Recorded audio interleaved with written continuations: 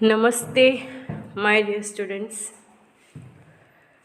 अभी तक आपने ये सीखा था कि किस तरह से हम ट्रांसलेशन करते हैं गुजराती टू हिंदी।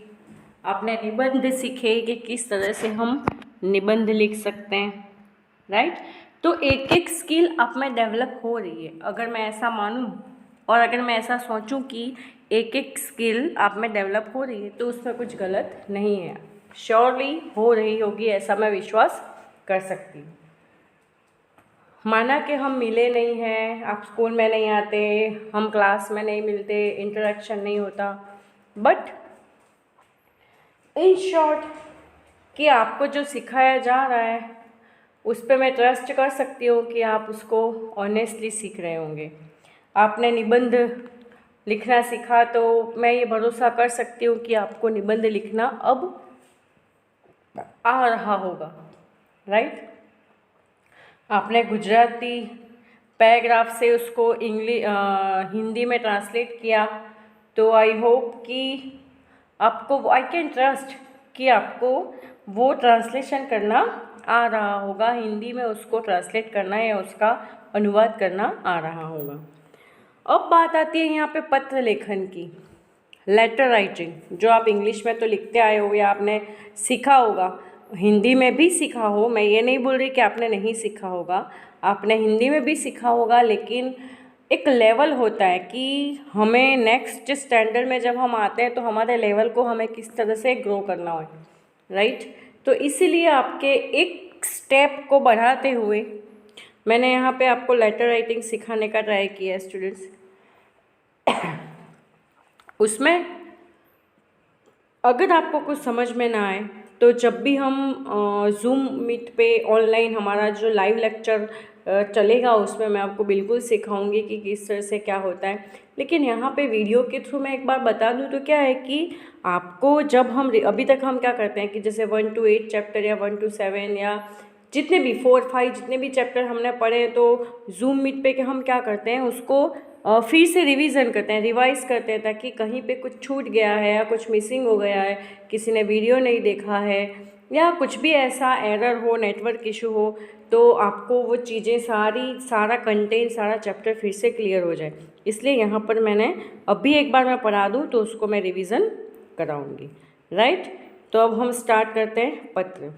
पत्र लेखन जो है, हमारे मित्र, रिश्तेदार या सगे संबंधी कई बार दूर रहते हैं, ओके।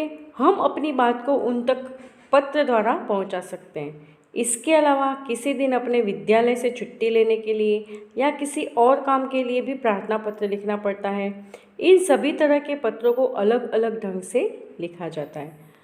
पत्र लिखते समय कुछ बातों का ध्यान रखना चाहिए। अब अभी तो व्हाट्सएप है, लेकिन पहले तो पत्र लिखे जाते थे, राइट। तो हमें पत्र लिखन, लेटर राइटिंग तो आना ही चाहिए, क्योंकि ऑफिशियली जब आप लिखते हो, चलो पर्सनली आप एक दूसरे को व्हाट्सएप कर दो या मैसेजेस कर दो, लेकिन ऑफिशियली आप इस तरह से व्हाट्सएप नहीं कर सकते। आपको रिटर्न में ही एप्लीकेशन लिखना होता है, उसको ऑफिशियल लेटर बोलते हैं, औपचारिक पत्र।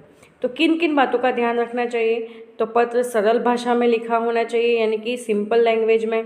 पत्र लिखते समय शिष्टता का ध्यान रखना चाहिए, जैसे बड़ों के लिए आदरणीय, पूज्य आदि वर्ड्स यूज़ करने चाहिए आपको।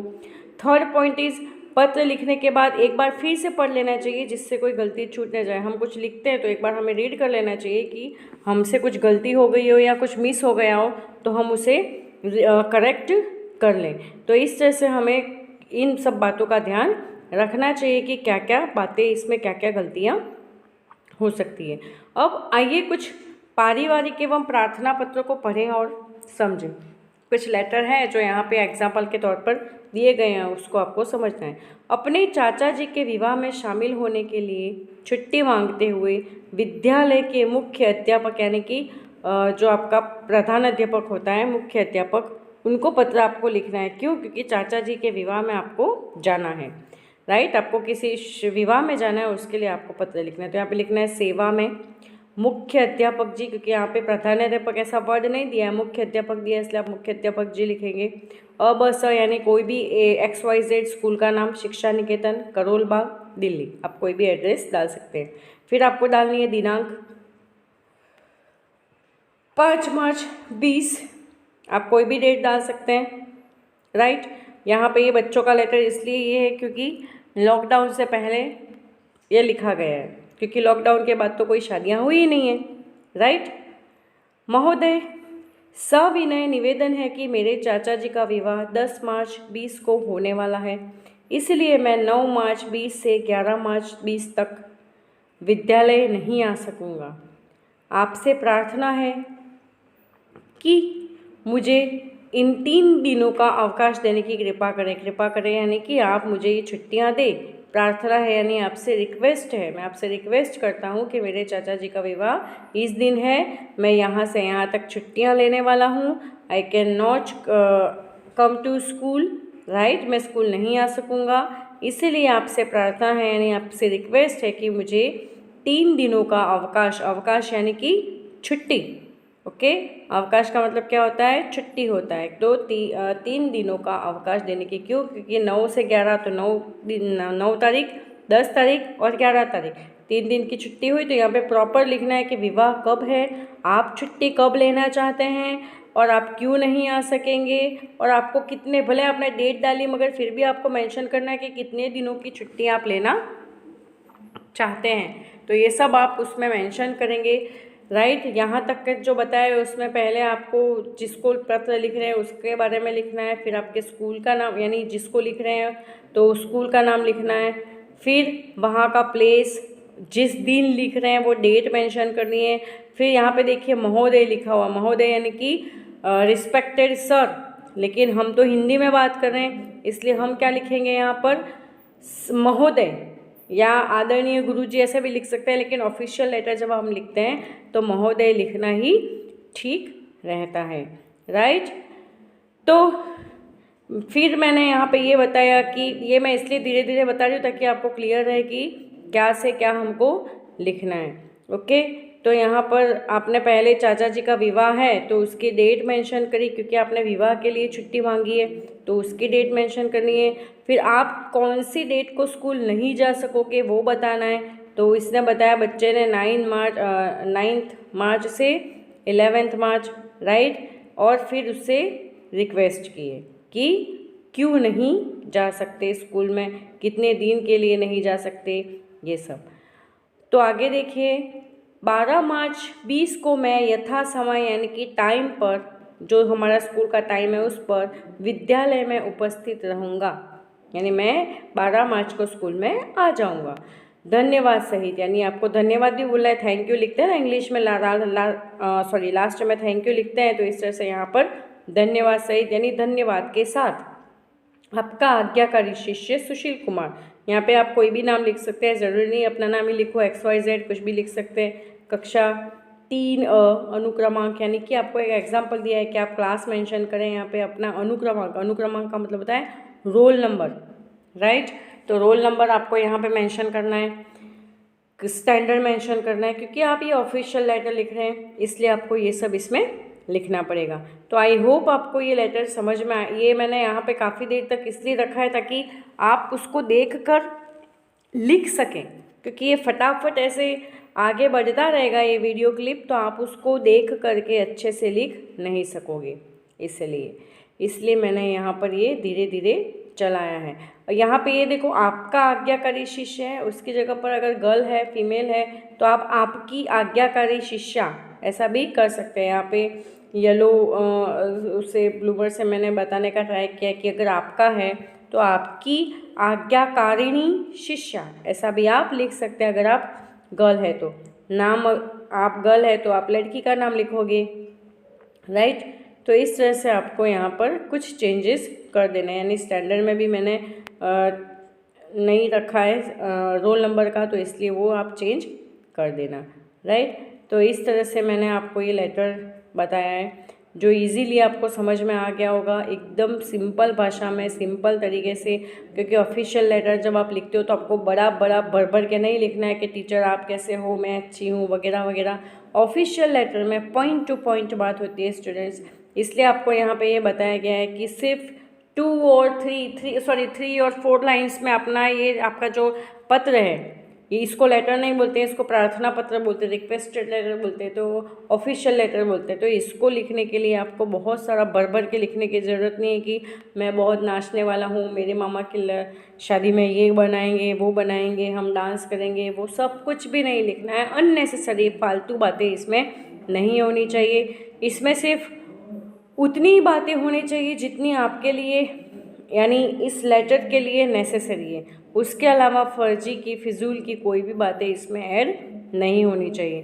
तो लेटर, ये प्रार्थना पत्र लिखते समय इन सब बातों का आपको बहुत ही ध्यान रखना है स्टूडेंट्स, कि किस तरह से आपको अपने कंटेंट को यहाँ पर कवर करना है। और आपके जो हेडिंग है यानी जो जिस लिए आप छुट्टी चाहते हैं, तो वो पॉइंट इसमें आ रहा है या नहीं आ रहा है, और वो बिल्कुल सही तरह से आ रहा है या अननेसेसरी घुमा फिरा के दिया गया है, वो सब कुछ आपको इसमें देखने की ज़रूरत होती है। तो इसीलिए मैंने आपको ये बताया ताकि आप उसको अच्छे से लिख सकें, और लिखने के अलावा समझ सकें, उसको पढ़ सकें, और क्या क्या वर्ड यूज़ करने हैं वो भी आप साथ साथ में देख सकें। ओके, तो ये हो गया आपका लेटर, आई मीन प्रार्थना पत्र। अब दूसरा ये है इसमें कि आपको डेट चेंज करनी हो। इसमें ज़रूरी नहीं कि इसमें जो डेट लिखी है वही लिखो। आप अपनी तरफ से कोई भी डेट लिख सकते हैं, आप अपना स्टैंडर्ड चेंज कर सकते हैं, आप नाम चेंज कर सकते हैं, आप स्कूल का नाम चेंज कर सकते हैं, वो सब आप कर सकते हैं। मगर मैटर आपको शॉर्ट में ऐसा ही लिखना होता है, राइट। अब देखिए यहाँ पर दो तीन चीज़ें और भी है, जैसे विद्यालय है तो विद्यालय को आप विद्यालय भी लिख सकते हैं। इसके अलावा यथा समय, तो मैं सही समय पर, यथा समय जो दे रखा है वहाँ पर मैं सही समय पर या समय पर विद्यालय में उपस्थित रहूँगा या रहूँगी, वो भी लिख सकते हैं आप। अवकाश देने की कृपा करें, तो अवकाश उसमें तो कृपा करें ही लिखना पड़ेगा, उसके लिए आप कुछ चेंज नहीं कर सकते, राइट। फिर आपका आज्ञाकारी शिष्य, अगर शिष्या है तो आपकी आज्ञाकारिणी शिष्या ऐसा लिखना है। क्यों? क्योंकि आप गर्ल हो। फिर नाम, तो आपका नाम सुशील कुमार है तो वो नाम भी चेंज हो जाएगा। अब देखिए, इस वर्ष आपका जन्मदिन धूमधाम से मनाया जाएगा, अपने मित्र को पत्र लिखकर उसके जन्मदिन पर आमंत्रित कीजिए। अब यहाँ पे ऑफिशियल लेटर नहीं, ये पर्सनल लेटर है, इसमें आप थोड़ा सा बढ़ा चढ़ा के, थोड़ा सा, ज़्यादा नहीं पर थोड़ा लिख सकते हैं। अपने मित्र को जन्मदिन पर आमंत्रित करना है, यानी कि उसको इन्वाइट करना है। क्यों? क्योंकि आपका जन्म धूमधाम से मनाया जा रहा है। तो खुद का जो लेटर लिखते हैं यानी पर्सनल जो लेटर लिखते हैं उसमें हमारा एड्रेस पहले आता है, ऑफिशियल लेटर में सामने वाले का पहले आता है। वैसे खुद का जो पर्सनल लेटर लिखते हैं उसमें हमारा खुद का एड्रेस पहले आता है। C427 427 पटेल नगर, नई दिल्ली, 17 अक्टूबर 20। प्रिय मित्र सुरेश, सप्रेम नमस्ते। अब प्रिय मित्र सुरेश है तो उसको आदरणीय आदरणीय नहीं लिखना है, उसको नमस्ते ही बोलना है, राइट। आप क्लास में बोलते हैं ना नमस्ते, उस तरह से।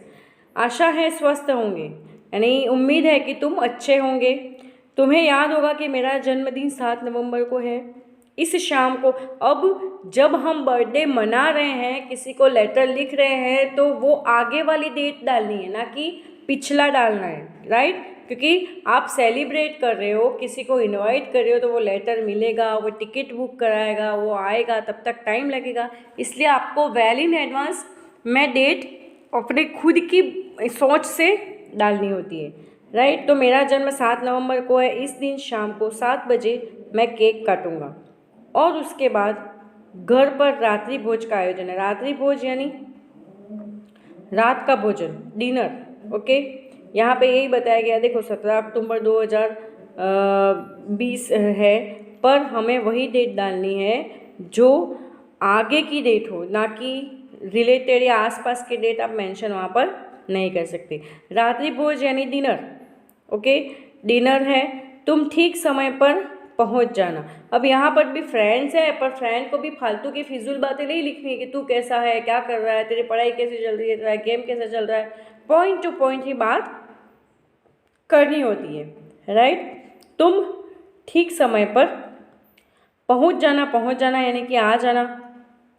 भूलना मत, मैं तुम्हारी प्रतीक्षा करूँगा यानी कि इंतज़ार करूँगा, वेट करूँगा या करूँगी अगर आप फीमेल हैं तो आप करूँगी लिखेंगे, राइट। अपने माताजी पिताजी को मेरी तरफ से सादर प्रणाम कहना। अब ये मत भूलना कि घर में बच्चा अकेला आपका फ्रेंड नहीं है, उसके पेरेंट्स भी हैं, तो उनका भी आपको बोलना है कि माताजी पिताजी को मेरी तरफ से सादर प्रणाम। तुम्हारी प्रतीक्षा में तुम्हारा मित्र गौरव। यहाँ पे आप अपना कोई भी तुम्हारा मित्र तुम्हारी प्रतीक्षा में लिखना ज़रूरी नहीं है, उसको आप कट भी कर सकते हैं, बट तुम्हारा मित्र यानी लिखने वाला कौन है, लेटर सेंड करने वाला सेंडर कौन है, तो वो तो आपको लिखना ही पड़ेगा। तो वहाँ पे आपको लिखना पड़ेगा गौरव, यानी कोई भी नाम आप लिख सकते हैं, यहाँ पे ज़रूरी नहीं है कि आप गौरव ही लिखें। तो इस तरह से आप अपना ये जो नाम है उसमें चेंज कर सकते हैं। आई होप आपको ये समझ में आया होगा कि किस तरह से ये लेटर हमने यहाँ पर लिखा है। और 2 लेटर हमने लिखे, दोनों ही मैंने आपको इतना तो टाइम दिया है इसमें कि आप उसको देख करके अच्छे से लिख सकें, सुन करके समझ सकें और अपनी एक और स्किल लेटर राइटिंग की उसको डेवलप कर सकें। अब इसके अलावा एक और लेटर, क्योंकि अब लेटर तो छोटे छोटे होते हैं तो इसीलिए मैं यहाँ पे आज ज़्यादा आपको लिखा रही हूँ। छुट्टी के लिए जो प्रार्थना पत्र लिखना होता है आपका, सिंपल सी ऐसी छुट्टी लेनी है आपको, कोई ज़रूरी नहीं है कि शादी हो, बीमार हो गए या ऐसे ही आपका मूड नहीं है स्कूल में जाने का, लेकिन स्कूल से परमिशन तो लेनी पड़ती है। तो छुट्टी के लिए प्रार्थना पत्र लिखने के लिए आपको क्या लिखना है, सेवा में श्रीमान प्रधानाचार्य महोदय जी या महोदय, उच्च माध्यमिक, हाई स्कूल, विषय, तो यहाँ पे आपको अपना सब्जेक्ट डालना है कि विषय क्या है, हाँ ये सब्जेक्ट डालना ज़रूरी है। 3 दिन के लिए अवकाश चाहने हेतु या छुट्टी चाहने हेतु आप कुछ भी लिख सकते हैं। अवकाश आवेदन लिखा है यहाँ पर, आप अवकाश भी लिख सकते हैं, छुट्टी भी लिख सकते हैं। फिर यहाँ पे लिखना है आपको महोदय जी, तो महोदय जी और महोदय दोनों में से एक भी लिखोगे तो चलेगा। सविनय यानी विनयता के साथ निवेदन है कि, निवेदन का मतलब होता है रिक्वेस्ट, ओके। तो सविनय निवेदन है कि मैं यानी कौन, लिखने वाला खुद, मैं आपके विद्यालय का यानी कि मैं आपके विद्यालय में पढ़ने वाला छात्र हूँ, तो मैं आपके विद्यालय के 10वीं कक्षा का छात्र हूँ। मैं कौन सी कक्षा का छात्र हूँ, 10वीं कक्षा का छात्र हूँ।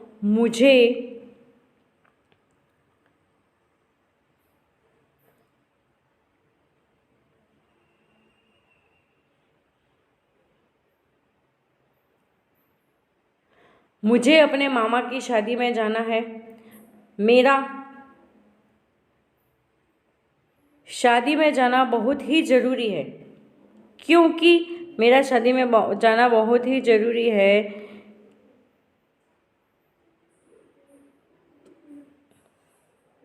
क्योंकि